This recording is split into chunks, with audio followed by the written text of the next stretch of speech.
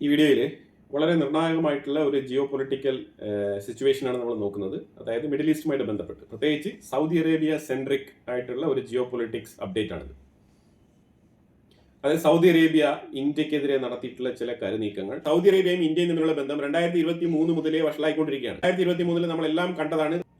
സൗദിയിലെ MBS Mohammed bin Salman India visit ചെയ്യുകയും ആ ഒരു സ്വീകരണമൊക്കെ ഏറ്റുവാങ്ങി ഇന്ത്യക്കുള്ളിൽ $100 ബില്യൺ ഇൻവെസ്റ്റ്മെന്റ് ചെയ്യും എന്നുള്ള വാഗ്ദാനങ്ങളൊക്കെ തന്നിട്ട് പോയ ആളാണ് MBS.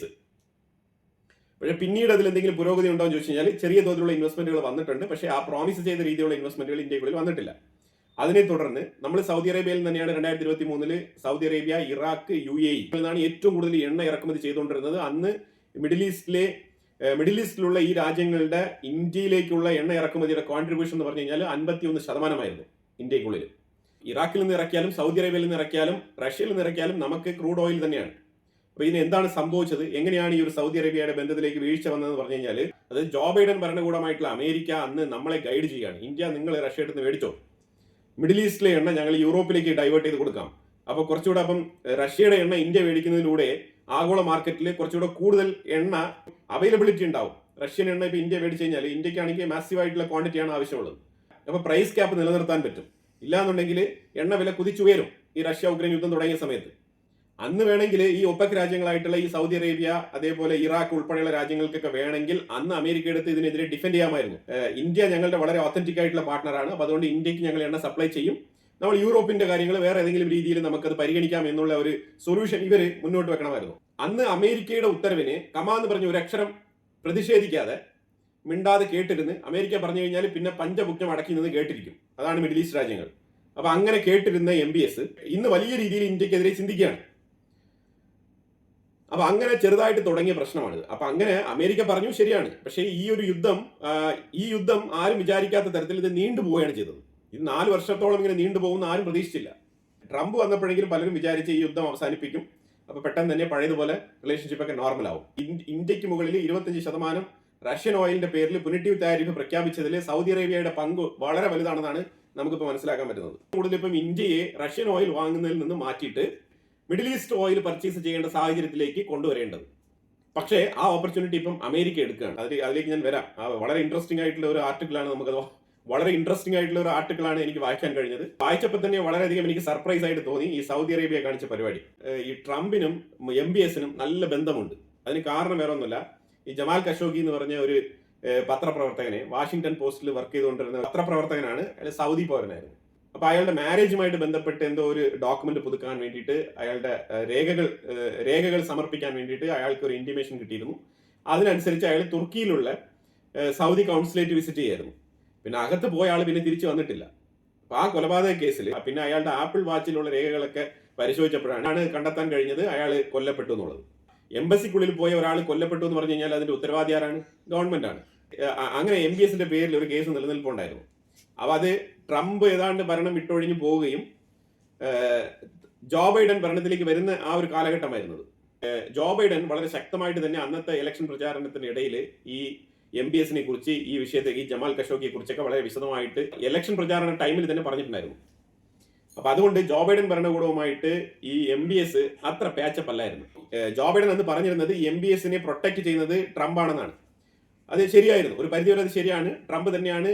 ട്രംപ് ആ ഒരു ഇഷ്യൂ നടന്ന സമയത്ത് ചെറുതായിട്ട് MBSനെതിരെ 1-2 സ്റ്റേറ്റ്മെന്റുകളൊക്കെ പറഞ്ഞിട്ടുണ്ടായിരുന്നു. പക്ഷെ പിന്നീട് ട്രംപ് മലക്കം പറഞ്ഞ് MBSനെ പ്രൊട്ടക്ട് ചെയ്യുന്ന ഒരു സാഹചര്യമാണ് ഉണ്ടായത്. അപ്പൊ സൗദിയിലാണെങ്കിൽ MBS പുതുതായിട്ട് എമർജ് ചെയ്ത് വന്നുകൊണ്ടിരിക്കുന്ന റിഫോർമേഷൻസ് ഒക്കെ കൊണ്ടുവന്നുകൊണ്ടിരിക്കുന്ന ഒരു ടൈം കൂടിയാണ്. സൗദിക്കുള്ളിൽ തന്നെ ഒരുപാട് പണച്ചാക്കുകൾ, അതായത് ഈ കൈക്കൂലി മേടിക്കുന്ന ആൾക്കാരെയൊക്കെ, കുറെ കറപ്റ്റഡ് ആയിട്ടുള്ള ആൾക്കാരൊക്കെ ഉണ്ടായിരുന്നു. ആ ആൾക്കാരിൽ കുറെ പേരെയൊക്കെ പുള്ളിക്കാരൻ പിടിച്ച് വധശിക്ഷയ്ക്ക് വിധേയരാക്കി. പിന്നെ കുറച്ച് ആൾക്കാരെയൊക്കെ നാട് കടത്തി. അങ്ങനെ പല പ്രവർത്തനങ്ങളും ചെയ്തുകൊണ്ടിരുന്ന റിഫോർമേഷൻ കൊണ്ടുവന്നുകൊണ്ടിരുന്ന ഒരു ടൈമായിരുന്നു സൗദിക്കുള്ളിൽ. അപ്പൊ ഈ ജമാൽ ഖഷോഗി ആണെന്നുണ്ടെങ്കിൽ ഇയാൾ ചെയ്യുന്ന ഈ റിഫോർമേഷൻ പ്രവർത്തനങ്ങളെല്ലാം ക്രിട്ടിസൈസ് ചെയ്ത് വാഷിംഗ്ടൺ പോസ്റ്റിൽ എഴുതിക്കൊണ്ടിരിക്കുകയായിരുന്നു. അതുകൊണ്ടാണ് ഇത് സംഭവിച്ചത്. അപ്പൊ ഈ ചുരുക്കം മനസ്സിലായല്ലോ. അപ്പൊ ആ ഒരു കേസിൽ ഏറ്റവും കൂടുതൽ ഫ്ലെക്സിബിലിറ്റി ഉണ്ടാക്കി MBSനെ കംഫർട്ട് സോണിൽ ഇരുത്തിയത് ട്രംപാണ്. അതാണ് ട്രംപിനും MBSനും ഉള്ള ബന്ധം. ട്രംപ് എന്ന് പറഞ്ഞു കഴിഞ്ഞാൽ MBS വളരെയധികം കൺസേണോടുകൂടി തന്നെയാണ് പെരുമാറുന്നത്. ഈ രീതിയിൽ ബന്ധമുള്ള ആൾക്കാരാണ് MBSും ട്രംപും. എന്നിട്ട് ഇന്ത്യ നെഗോഷിയേറ്റ് ചെയ്തു, ശരി, ഞങ്ങൾ വീണ്ടും റഷ്യൻ ഓയിൽ വാങ്ങുന്നതിൽ നിന്നും കുറച്ചിട്ട് മിഡിൽ ഈസ്റ്റിലേക്ക് തന്നെ വരാം. സൗദി അറേബ്യ എടുത്ത് വാങ്ങാം, സൗദി അറേബ്യ എടുത്ത് പർച്ചേസ് ചെയ്യാം, ഇറാഖിനെടുത്ത് പർച്ചേസ് ചെയ്യാം. അങ്ങനെ പറഞ്ഞപ്പോൾ പ്രൈസ് നെഗോസിയേഷനിലാണ് പ്രശ്നം വന്നത്. റഷ്യ തീരെ കുറഞ്ഞ പ്രൈസിന് തരാൻ തയ്യാറായി. ഇതിന് റഷ്യ തരുന്ന പ്രൈസിനൊത്ത് സൗദി അറേബ്യക്ക് തരാൻ കഴിയില്ല. കാരണം സൗദി അറേബ്യ ഒപ്പക് രാജ്യങ്ങളുമായിട്ട് ചേർന്ന് അവർ ഒരു സെപ്പറേറ്റ് പ്രൈസ് ടാഗ് വെച്ചിരിക്കുന്ന ആൾക്കാരാണ്. ആ പ്രൈസ് ക്യാപ്പിലെ അവർക്ക് തരാൻ പറ്റും. അപ്പൊ മാക്സിമം ഡിസ്കൗണ്ട് പ്രൈസ് എന്ന് പറഞ്ഞിട്ട് ഒരു ഡിസ്കൗണ്ട് പ്രൈസ് തന്നതിന് ശേഷവും റഷ്യ അതിൽ നിന്നും താഴോട്ട് പോയി. മനസ്സിലായി? ഇതാണ് സംഭവം. അപ്പൊ വീണ്ടും ഇന്ത്യ സൗദിയുമായിട്ട് സംസാരിച്ചു. അതായത് വീണ്ടും ഞങ്ങളുടെ പ്രൈസ് ഇതാ കുറച്ചിരിക്കുകയാണ്. അപ്പൊ സൗദി അറേബ്യയുടെ സൈഡിൽ നിന്ന് റെസ്പോൺസ് ഇല്ല.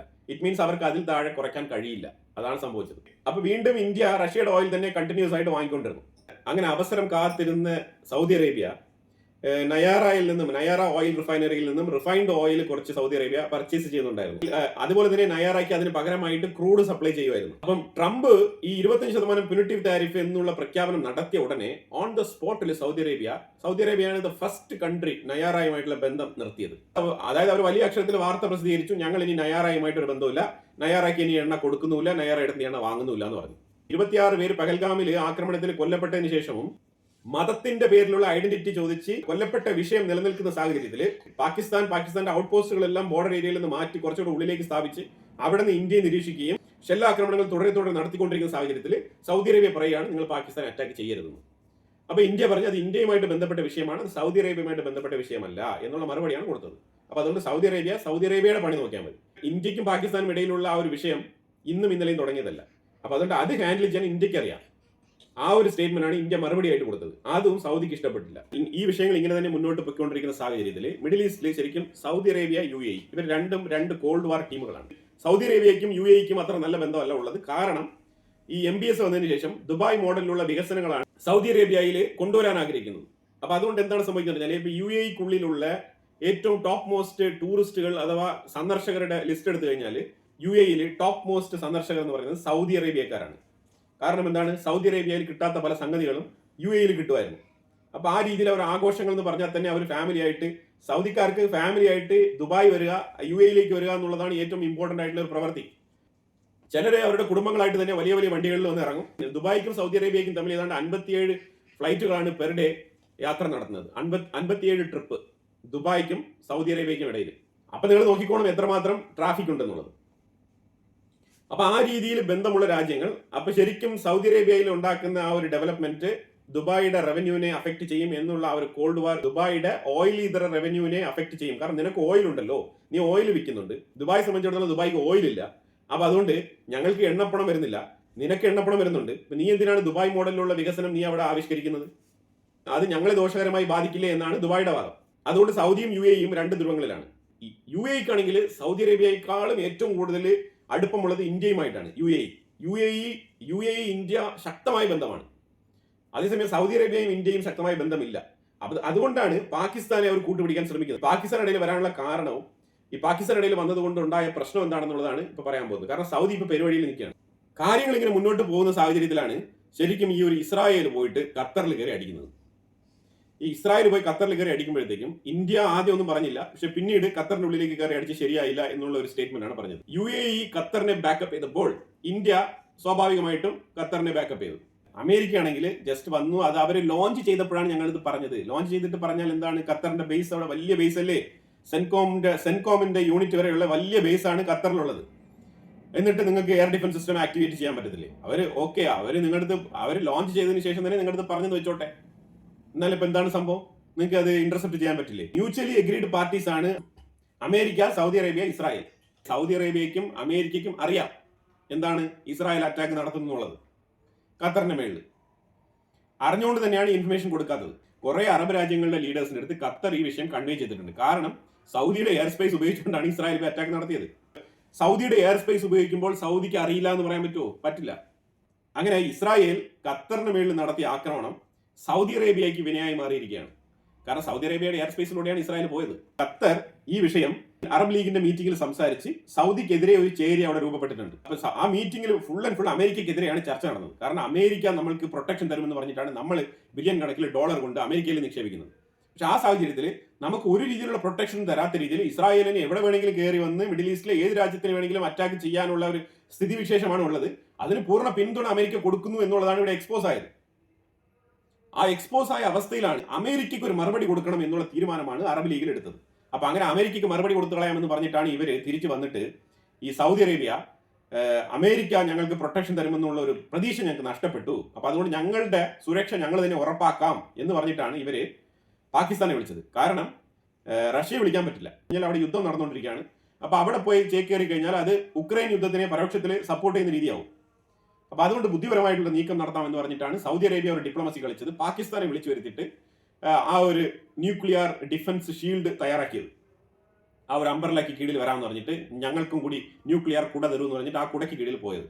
ആ കുടയ്ക്ക് കീഴിൽ പോയപ്പോഴത്തേക്കും പരോക്ഷത്തിൽ പലരും പറഞ്ഞു വെച്ചത് അമേരിക്കയാണ് നടപ്പിലാക്കിയത്, അമേരിക്ക അറിഞ്ഞുകൊണ്ടാണ് ചെയ്തത്. ശരിക്കും പറഞ്ഞാൽ അമേരിക്കയ്ക്ക് എതിരെ സൗദി അറേബ്യ എടുത്ത നടപടിയാണ്. കാരണം അറബ് മേഖലയിൽ അമേരിക്കൻ ഡോമിനൻസ് നഷ്ടപ്പെടുന്നു എന്നുള്ള സൂചനയാണ് പാകിസ്ഥാനെ കൊണ്ട് ആ ഒരു സൈൻ ചെയ്യിപ്പിച്ചത്.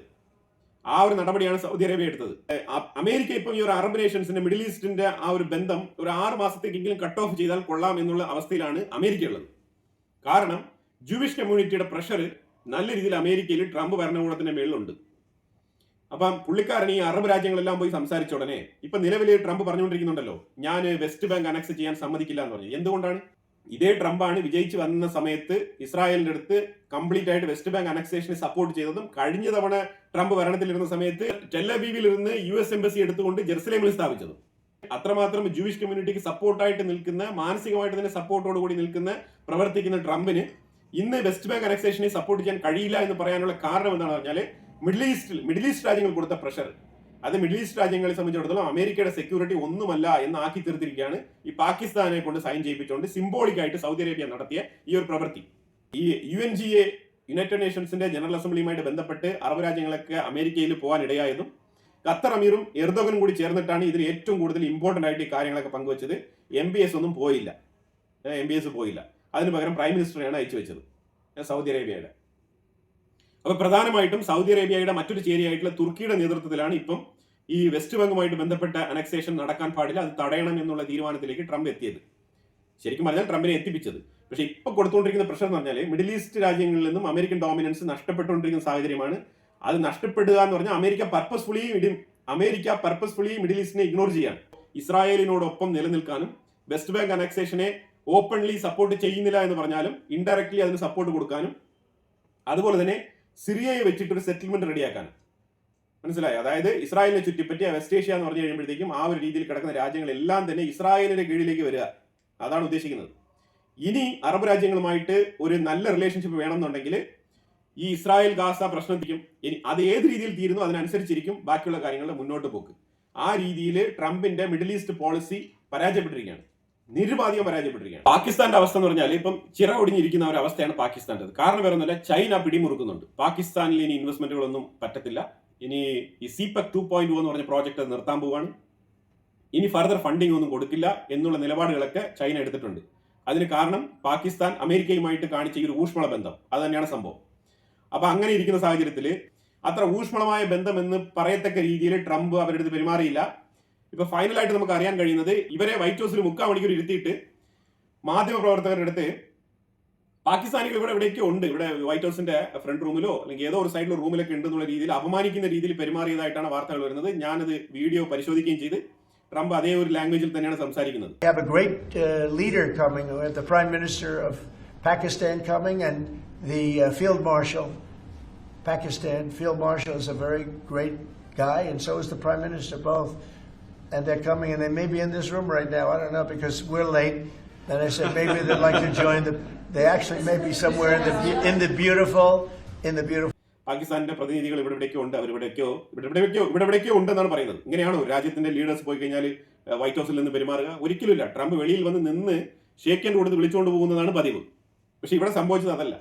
ഇവിടെ ഇവരെ വിളിച്ചുകൊണ്ട് ഏതോ ഒരു ചെറിയ മുറിയിൽ രണ്ടുപേരെ ഇരുത്തിയിരുന്നു, എന്നിട്ട് ട്രംപ് കയറി വന്നു എന്നാണ് പറയുന്നത്. പാകിസ്ഥാൻ പുറത്തിറക്കിയ വീഡിയോയിലും ട്രംപ് കയറി വരുന്ന രംഗമാണ് നമുക്ക് കാണാൻ കഴിയുന്നത്. അവിടെയും മീറ്റിംഗ് അത്ര ഫ്രൂട്ട്ഫുൾ അല്ലായിരുന്നു എന്നാണ് വാർത്തകൾ പൊതുവേ വരുന്നത്. അത് ട്രംപിന്റെ പേഴ്സണൽ താല്പര്യങ്ങളുമായിട്ട് ബന്ധപ്പെട്ട കരാറുകളൊക്കെ ട്രംപ് ഓൾറെഡി ഒപ്പിട്ട് മേടിച്ചിട്ടുണ്ട്.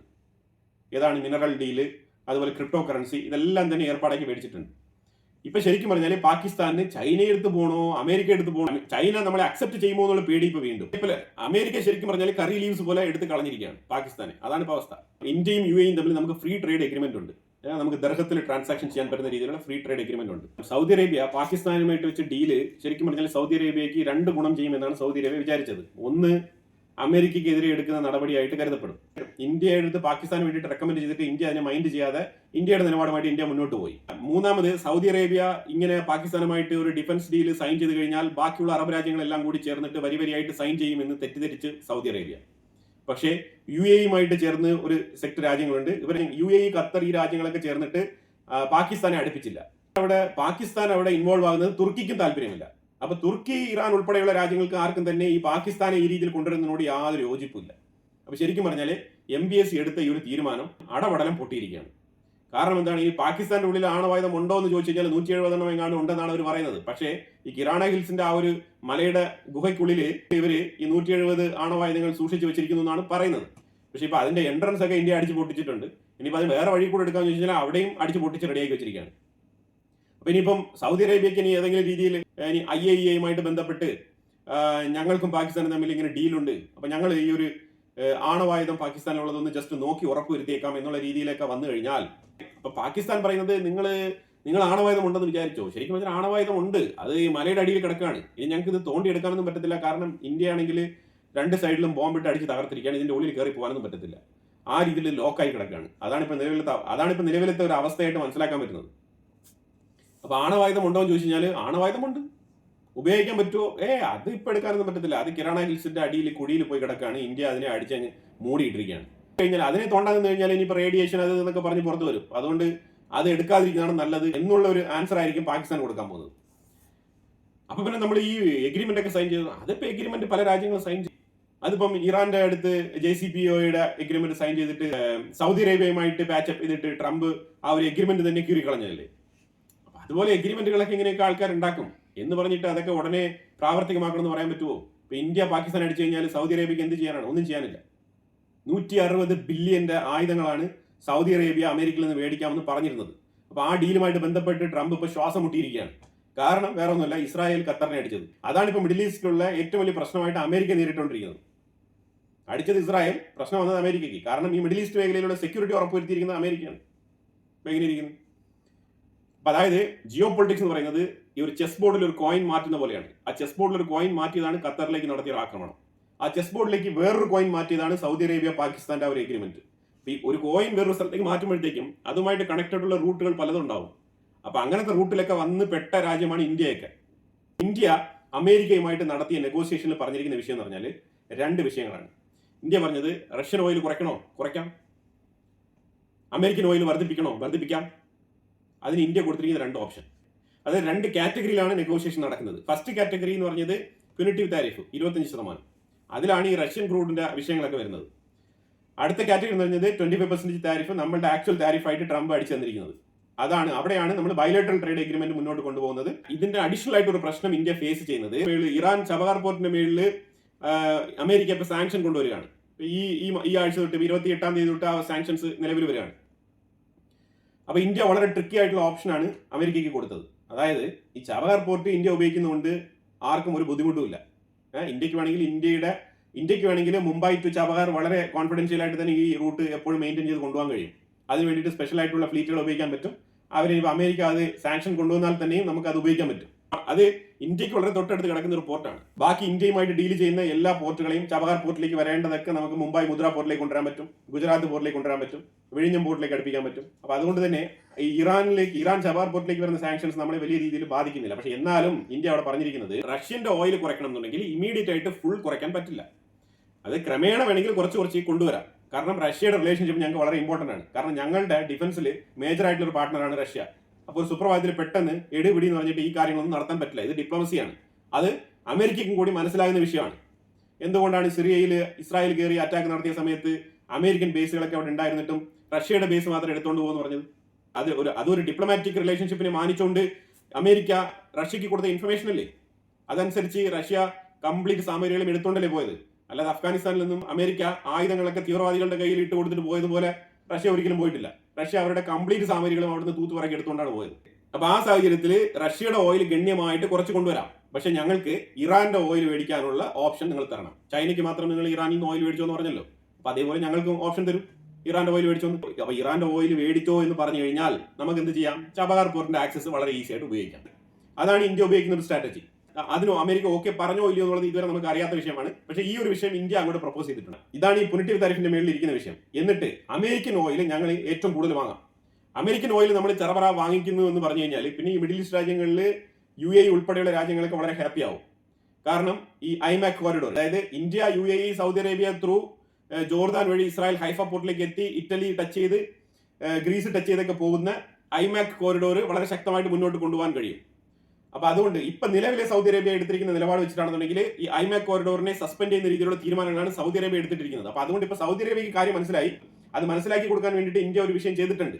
സൗദി അറേബ്യക്ക് മാത്രമല്ല തുർക്കിക്കും കൂടി നല്ല പണി കൊടുത്തിട്ടുണ്ട്. ഇത് വലിയ വിഷയമാണ്. ഇത് പറഞ്ഞു തീർത്താലേ ഈ ഒരു വിഷയം ഇവിടെ അവസാനിപ്പിക്കുകയുള്ളൂ. അല്ലാന്നുണ്ടെങ്കിൽ ഇത് ഇങ്ങനെ പെൻഡിങ് വെച്ച് പോകാൻ പറ്റത്തില്ല. അതുകൊണ്ടാണ് അങ്ങനെ ഇന്ത്യ അമേരിക്ക എടുത്ത് പറഞ്ഞത് അമേരിക്കയുടെ ഓയിൽ ഞങ്ങൾ വാങ്ങാം. ഒരു ഡോളർ ബേസ്ഡ് എക്കോണമി ആയിട്ടുള്ള നിങ്ങൾ ഇത്രമാത്രം കിടന്ന് കരയുന്ന സ്ഥിതിക്ക് ഞങ്ങൾക്ക് വേണമെങ്കിൽ ചെറിയ നഷ്ടം വന്നാലും കുഴപ്പമില്ല, ഞങ്ങൾ സഹിച്ചു എന്ന് പറഞ്ഞിട്ട് പറഞ്ഞത് ഞങ്ങൾ റഷ്യ ഇതര രാജ്യങ്ങളിൽ നിന്നുള്ള ഓയിലായിരിക്കും മേടിക്കുന്നത്.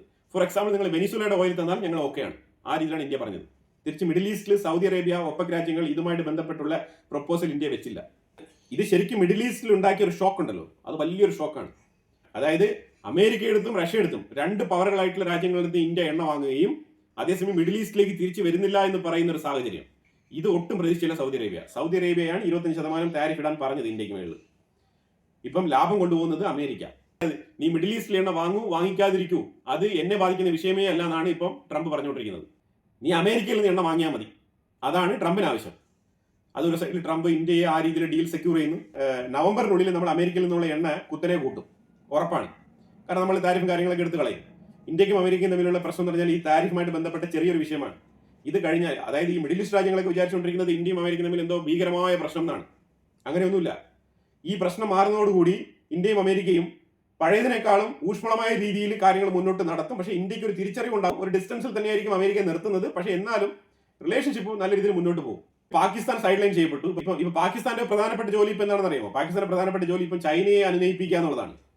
ചൈനയെ പ്ലീസ് ചെയ്യുക, പിന്നെ പത്രക്കുറിപ്പുകൾ ഇറക്കുക. അതുപോലെ തന്നെ ആരെങ്കിലും മൈക്കുമായിട്ട് വന്നു കഴിഞ്ഞാൽ ഇല്ല ചൈന ഞങ്ങളുടെ വളരെ ഇമ്പോർട്ടന്റ് ആയിട്ടുള്ള പാർട്ണറാണ്, വളരെ ശക്തമായിട്ടുള്ള ബന്ധമാണെന്നൊക്കെ പറയുക. ഇങ്ങനെയൊക്കെ പറഞ്ഞുകൊണ്ടിരിക്കുക. ചൈന ഇപ്പം ഇവരെ വലിയ രീതിയിൽ മൈൻഡ് ചെയ്യുന്നില്ല, അതാണ് പ്രശ്നം. അത് നല്ല രീതിയിൽ തിരിച്ചറിയുന്നുണ്ട് പാകിസ്ഥാൻ. ഒറ്റപ്പെട്ടിരിക്കുന്ന ഒരു അവസ്ഥയാണ് ഇപ്പോൾ. അതുകൊണ്ടാണ് ട്രംപ് പാകിസ്ഥാനുമായിട്ട് സംസാരിച്ചിട്ട് ഒരു ട്രൂത്ത് സോഷ്യൽ മീഡിയ പോസ്റ്റോ അല്ലെങ്കിൽ ഒരു ഇമേജോ ഒരു വീഡിയോയോ ഒന്നും തന്നെ പുറത്തിറക്കാത്തത്. ഈ വീഡിയോ ഒക്കെ ഇവരെടുത്തോണ്ടെന്നാണ്. പാകിസ്ഥാനികൾ പോയിട്ട് ട്രംപ് വരുന്നതും നടന്നു വരുന്നതും ഇവർക്ക് ഷേക്ക് ഹാൻഡ് കൊടുക്കുന്നതല്ല, ഇവർ വീഡിയോ എടുത്ത് ഇവർ എഡിറ്റ് ചെയ്ത് പാകിസ്ഥാനാണ് വീഡിയോ പബ്ലിഷ് ചെയ്തിരിക്കുന്നത്. ആ ഫോട്ടോസ് പോലും പാകിസ്ഥാനികളാണ് പബ്ലിഷ് ചെയ്തിരിക്കുന്നത്. ഇതാണ് സംഭവിച്ചിരിക്കുന്നത്. ഇനി ഈ ക്രിപ്റ്റോ കറൻസി അതുമായിട്ടൊക്കെ ബന്ധപ്പെട്ട് ട്രംപ് പാകിസ്ഥാനെ എപ്പോഴും പ്രൈസ് ചെയ്ത് സംസാരിക്കും. അതിന്റെ അർത്ഥം പാകിസ്ഥാനുമായിട്ട് ഭയങ്കര ഡീപ്പ് റിലേഷൻഷിപ്പ്, അവരെ ജിയോ പൊളിറ്റിക്സിൽ വലിയ സ്ഥാനം കൊടുത്ത് നിർത്താൻ അമേരിക്ക ആഗ്രഹിക്കുന്നു എന്ന് വിചാരിക്കേണ്ട. അതൊക്കെ സീറോ. കാരണം IMF പേയ്മെന്റ് തന്നെ അടയ്ക്കാൻ പറ്റാത്ത അവസ്ഥയിൽ വല്ലാത്ത പ്രതിസന്ധിയിൽ പൊയ്ക്കൊണ്ടിരിക്കുകയാണ് പാകിസ്ഥാൻ.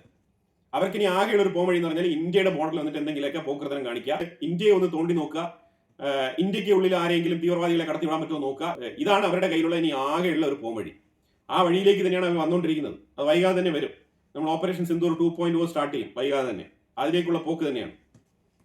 അന്ന് ഈ സൗദി അറേബ്യയും അമേരിക്കയും ഒരുത്തരും ഉണ്ടാൻ പോകുന്നില്ല. നിങ്ങൾ നോക്കിക്കോ, ഇത് തന്നെ സംഭവിക്കാൻ പോകുന്നത്. അപ്പൊ അങ്ങനെ ഇന്ത്യ എന്ത് ചെയ്ത് കഴിഞ്ഞ ഒരാഴ്ചയ്ക്ക് മുമ്പ് ബംഗ്ലാദേശിന് അരി കയറ്റുമതി ചെയ്തുകൊണ്ടിരുന്ന ആ അരി ഒന്ന് തടഞ്ഞു വെച്ചു.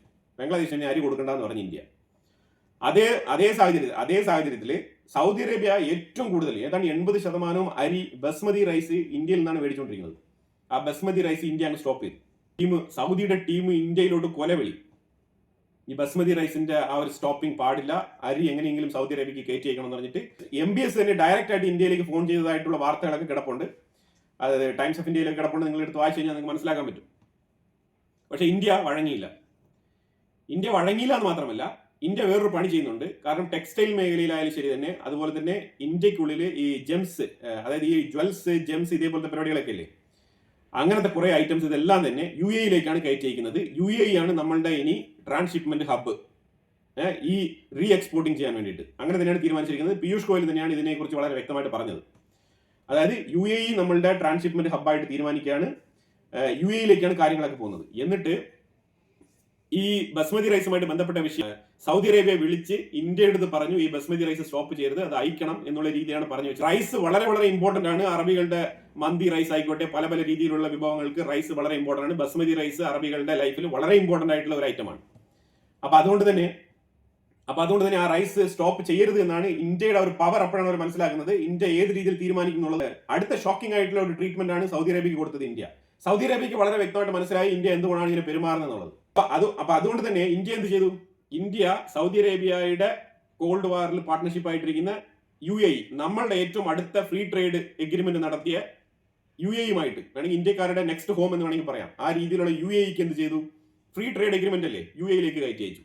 ഇനി എന്ത് ചെയ്തു?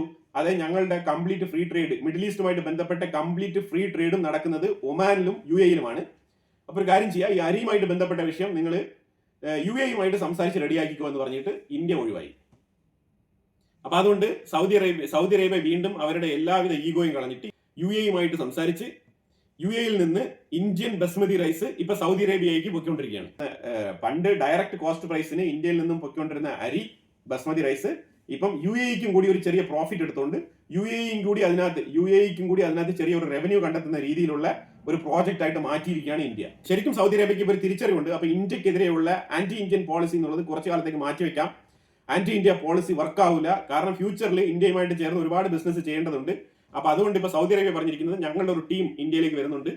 അതായത് പഴയ ആ ഒരു 100 ബില്യന്റെ പ്രോമിസ് ഒക്കെ പറഞ്ഞിട്ട് പോയില്ലേ, ആ പ്രോജക്റ്റിലൊക്കെ പങ്കെടുത്ത കുറച്ച് ആൾക്കാരെയൊക്കെ വിളിച്ചുകൊണ്ട് MBS വരില്ല, പക്ഷെ അതിന്റെ നെക്സ്റ്റ് ലെവലിലുള്ള ഒരു ടീം, പ്രൈം മിനിസ്റ്ററുമായിട്ട് ബന്ധപ്പെട്ട ആ ഒരു ടീംസ് ഇന്ത്യയിലേക്ക് വരുന്നുണ്ട്, സൗദി അറേബ്യ ടീം.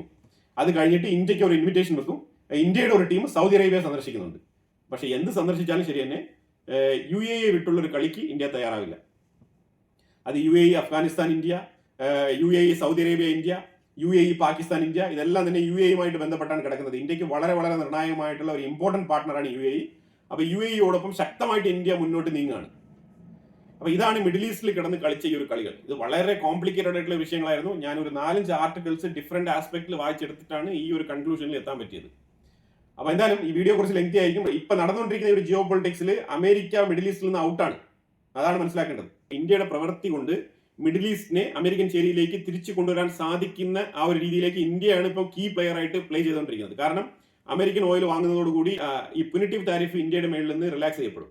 അത് അവോയ്ഡ് ആകുന്നതോടുകൂടി ഇന്ത്യയുടെ സ്ഥാനം വീണ്ടും പഴയതുപോലെ സെൻട്രലൈസ്ഡ് ആയിട്ട് ഫോക്കസ് ചെയ്യപ്പെടും. UAE-ക്കും ഇന്ത്യയോടൊപ്പം നിൽക്കുന്ന ഒമാൻ ഉൾപ്പെടെയുള്ള രാജ്യങ്ങൾക്കൊക്കെ മിഡിൽ ഈസ്റ്റിൽ ഡോമിനേഷൻ കിട്ടും.